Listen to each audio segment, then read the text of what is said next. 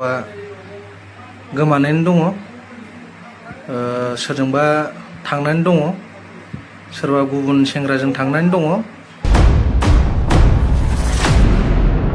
खुलुमबाय नोंथांमोनखौ गासैखौबो आं चेनेलाव फिन बरायफिननाय थाबाय। थ' लोगोफोर, नोंथांमोना थाम्बनेल आरो भिडिअखौ एसे हमखाबाय जानांगौ। दायो नोंथांमोननि गेजेराव आं मोनसे सर्ट आपडेट लानानै फैदों।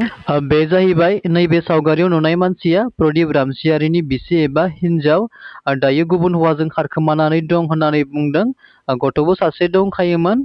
गामिया जाहैबाय रांगासापुर, ढेकियाजुलिनि जिल्लाया सनितपुर। थ' सोरबाफोर नुसनबायोब्ला होखानाय कन्टेक्ट नाम्बाराव खोन्थाहरबानो जाबाय। खुलुमबाय, आंनि मुङा प्रदीप रामसियारि, आंनि हिन्जावनि मुङा सुसिला बसुमतारी। थांनाय 12 तारिख आगष्ट 12 तारिखनिफ्राय आंनि हिन्जावा गोमानानै दङ, सोरजोंबा थांनानै दङ, सोरबा गुबुन सेंग्राजों थांनानै दङ।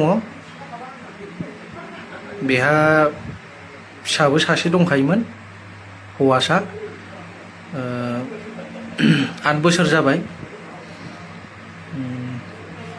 दा मानसिया खबर दबर गैया, गोमानानै दङ 12 तारिखनिफ्रायनो। दा